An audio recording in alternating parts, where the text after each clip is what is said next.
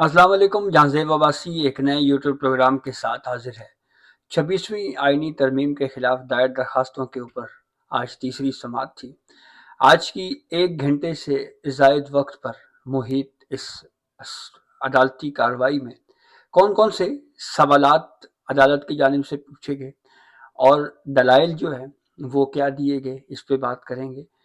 काफ़ी confusing arguments आज senior वकील एडवोकेट हामिद खान जो हैं उनके ज़रिए से दिए गए। उन आर्ग्यूमेंट में कन्फ्यूजन क्या थी, वो इतने कंफ्यूज्ड आर्ग्यूमेंट्स क्यों थे, इसके ऊपर भी इस वीडियो में हम तफसील से बात करेंगे। और फिर कुछ जजेस की जानिब से जो इस आइनी बेंच का हिस्सा हैं, उनकी जानिब से कुछ हिंट भी दिए गए। कुछ क्वेश्चंस के सूरत में कुछ बात भी की गई, लेकिन उसको शायद कोई बहुत ठीक तरीके से हम सीनियर वकील जो हैं वो उसको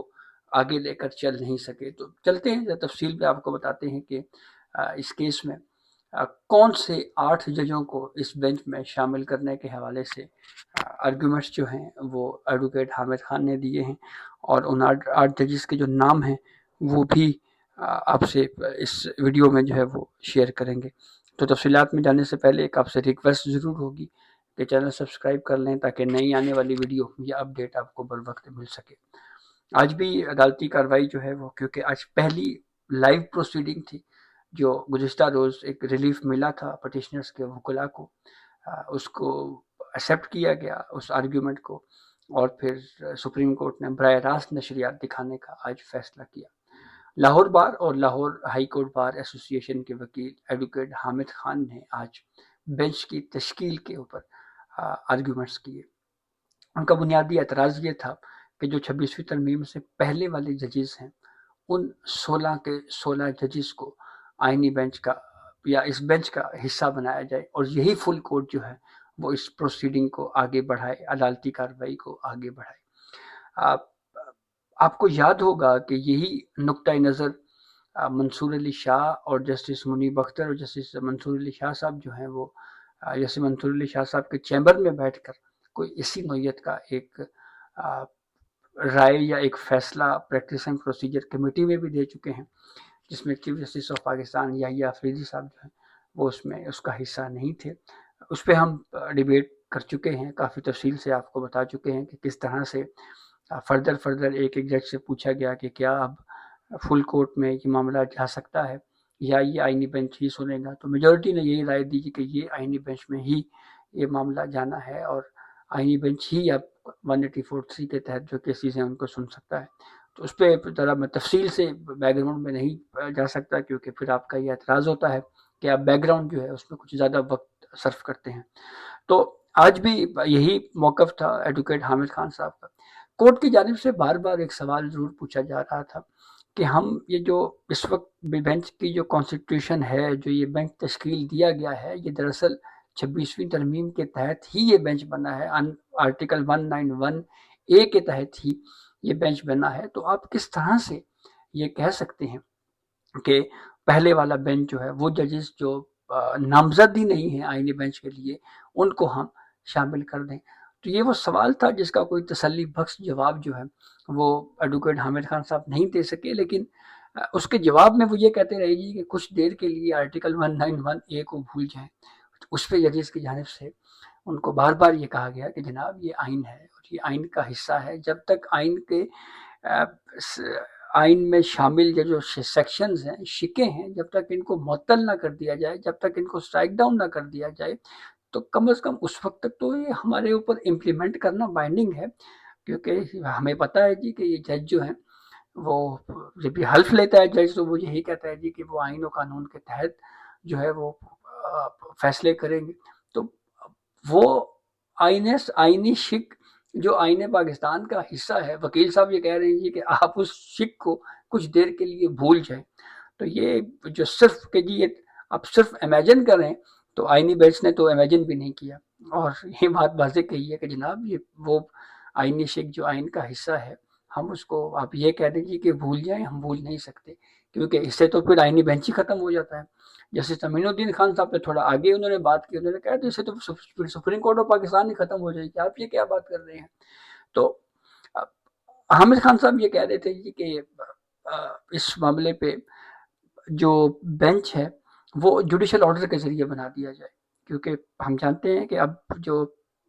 بینچز کی آئینی بینچز کی تشکیل ہے وہ ججز آئینی کمیٹی کرتی ہے، اور اس ججز آئینی کمیٹی میں جو ججز ہیں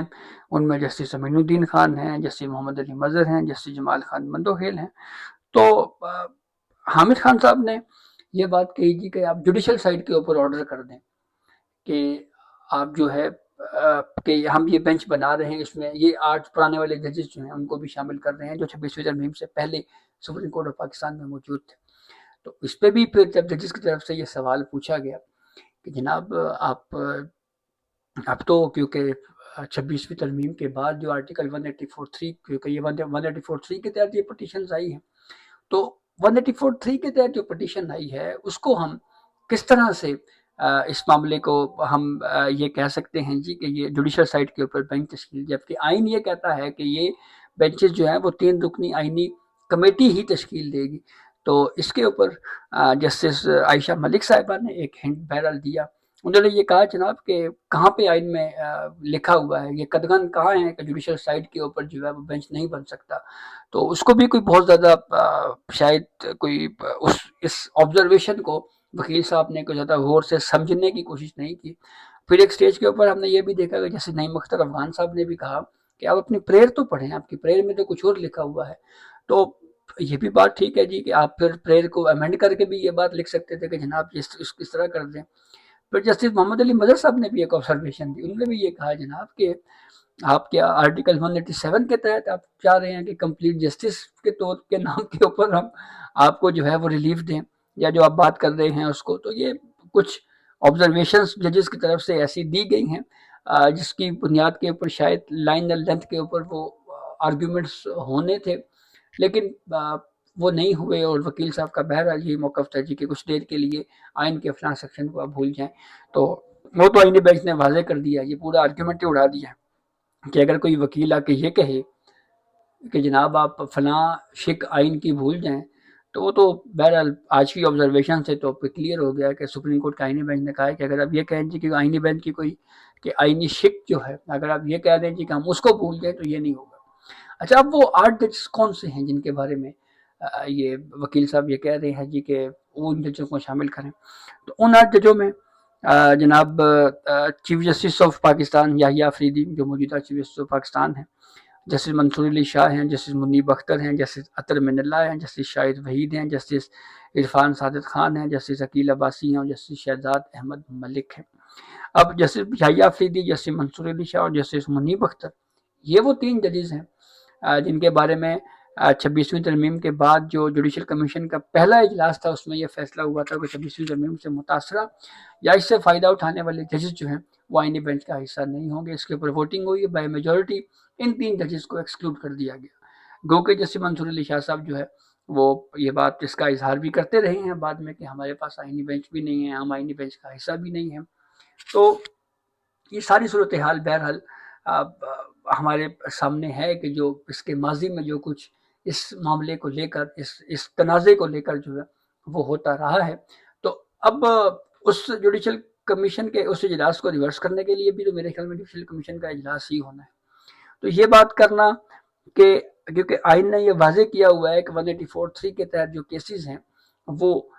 ججز آئینی کمیٹی کے ذریعے ہی جو ہے وہ معاملہ آگے چلے گا، یا جوڈیشل کمیشن کے ذریعے ججز نامزد ہو سکتے ہیں۔ تو کیا جوڈیشل آرڈر کے ذریعے بھی ججز کو بینچوں میں شامل کیا جا سکتا ہے؟ یہ وہ ایک آرگیومنٹ ہے جو نیا دیا گیا ہے، جو کہ بظاہر یہ لگ رہا ہے کہ یہ بھی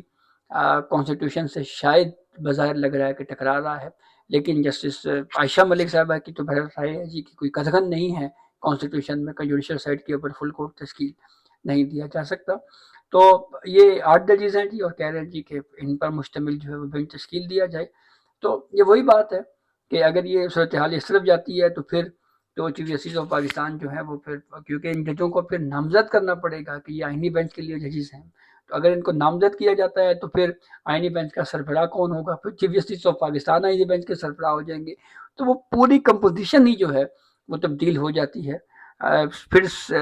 سیکنڈ موسٹ سینئر جج جو ہیں وہ جیسے منصور علی شاہ ہوں گے. تو یہ بہرحال وہ اس طرح کی صورتحال ہے جس کے اوپر آرگومنٹس دیے گئے ہیں. لیکن عدالت بظاہر اس حد تک جو ہے آج کی پروسیڈنگ کی اگر ہم بات کریں تو کوئی زیادہ مطمئن نظر نہیں آئی ان آرگومنٹس کو لے کر. بالخصوص یہ بات ہے کہ جی آپ آئین کی فلاں شق کو کچھ دیر کے لیے بھول جائیں، تو بینچ نے کہا ہے کہ یہ بھولنے والی بات تو خیر نہیں ہے. تو یہ اب تک کی اپڈیٹ تھی جس سے ہم نے آپ کو آگاہ کیا. بہت شکریہ.